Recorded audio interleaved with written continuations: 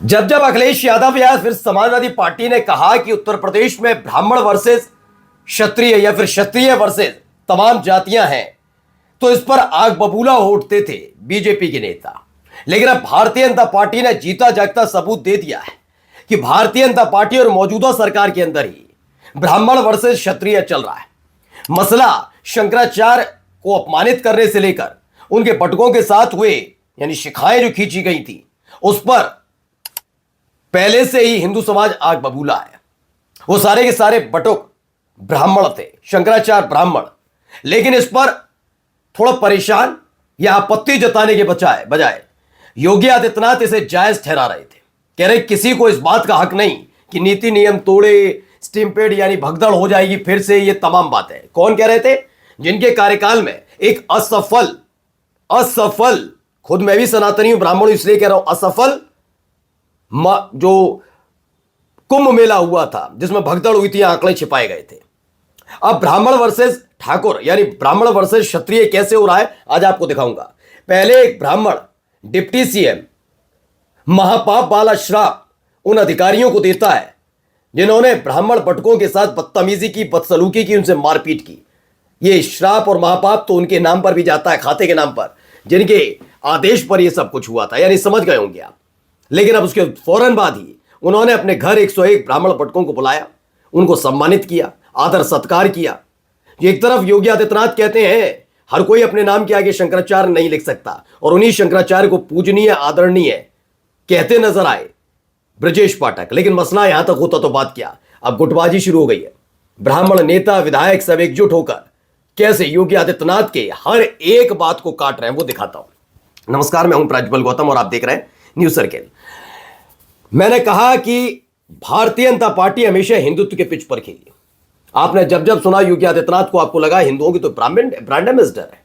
लेकिन वो हिंदुओं के ब्रांड एम्बेसडर हैं क्या? पिछले कुछ साल में उन्होंने साबित कर दिया कि वो एक जाति विशेष से न केवल ताल्लुक रखते हैं, केवल उन्हीं की फिक्र करते हैं। अगर ऐसा ना होता तो उन्हीं की पार्टी के ब्राह्मण नेता इतने नाराज ना होते। जो माघ मेले में शंकराचार्य को अपमानित करने वाला मामला, तो मैं बार बार कह रहा हूं कि हो सकता है मैं बड़ा या तू बड़ा वाली स्थिति में ये शंकराचार्य वर्सेस महंत के बीच की लड़ाई हो। लेकिन छोटे बच्चों के साथ जो बदसलूकी हुई उस पर योगी आदित्यनाथ को चिंता जतानी चाहिए थी।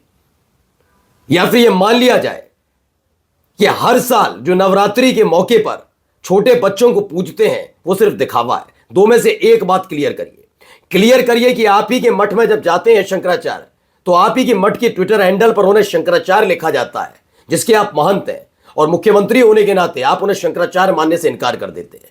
तो सच्चा कौन, झूठा कौन? लेकिन अब बात इससे आगे की बढ़ चुकी है। सबसे पहले ये वीडियो देख लीजिए आप।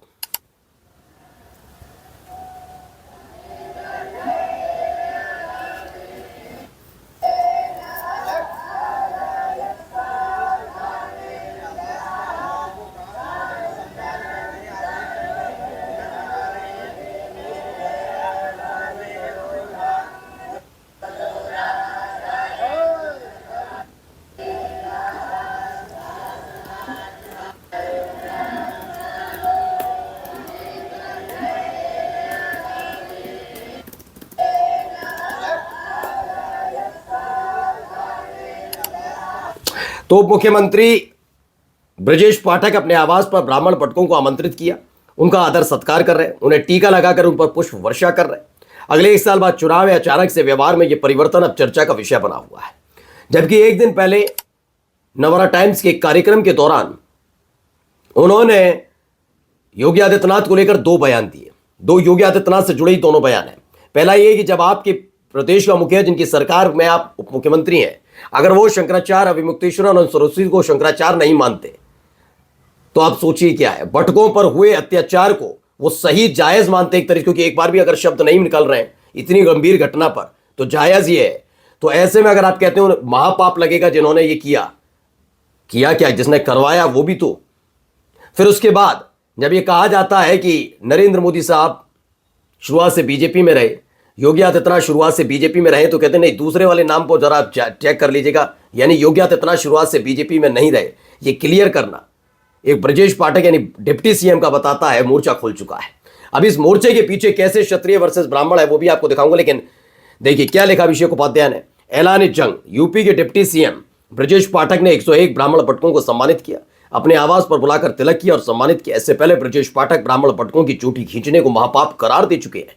योगी आदित्यनाथ को स्वप्न में भी उम्मीद नहीं होगी कि एक रोज ऐसा हाहाकारी स्वप्न देखना पड़ेगा। ब्रजेश पाठक का यह कदम अपनी ही सरकार के ब्राह्मण विरोधी रवैये की उसी तरह छिलाई है जैसे एक हाथ से पकड़कर दूसरे हाथ से संतरे को छील दिया जाता है। खैर ये अलग से इन्होंने कहानी लिखी है, लेकिन फिलहाल ये खुल्लम खुल्ला अदावत तो है।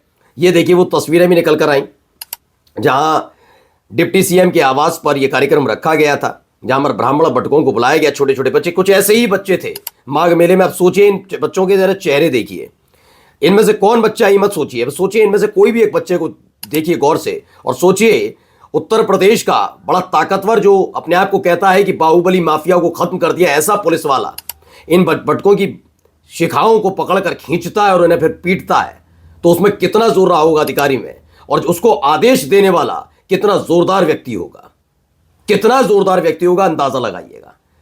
मैं कहता हूं ना, ये तस्वीरें मीडिया में छपवाने से कि भाई साहब को बच्चों से कितना प्यार है, खेले बहुत देर खेले, ओहो, ऐसे करने से नहीं होता।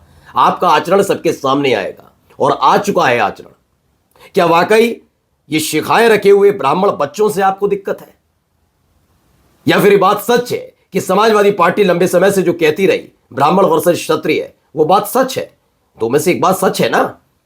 आपको दिक्कत है इन बच्चों। देखिए इन बच्चों को जरा गौर से देखते चलिए। फिलहाल इन सबके बीच ब्रजेश पाठक का होना काफी कुछ बता रहा है, फोटो भी खिंचवाया गया है, तमाम चीजें। पंकज झा कहते हैं शंकराचार्य विवाद के बीच यूपी के डिप्टी सीएम ब्रजेश पाठक ने अपने 100 बटकों को बुलाया, अपने घर पर भोजन कराया, पुष्पवर्षा की। पाठक ने कहा बटकों की चोटी खींचने वालों पर पाप लगेगा। योगी ने कहा कोई भी शंकराचार्य नहीं हो सकता।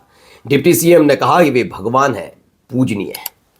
आर पार की लड़ाई है, और लड़ाई क्यों है मैं आपको वो भी अभी आपको बताऊंगा, लेकिन फिलहाल ये सुनिए ये क्या कह रहे हैं। जरा इनसे भी एक सवाल किया गया, तो सवाल के जवाब में क्या कह रहे हैं जरा सुनते चलिए।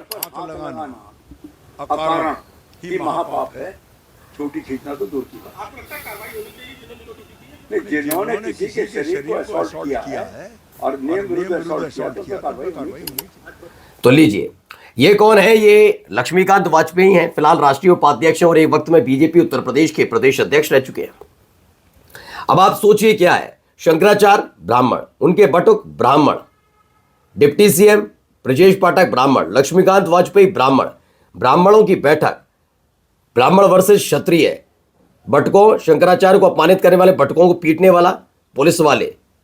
मैं ये नहीं कह रहा उनकी जाति क्या, लेकिन उनके उस कारनामे की निंदा करने के बजाय शंकराचार्य को गलत ठहराने वाला कौन? क्षत्रिय।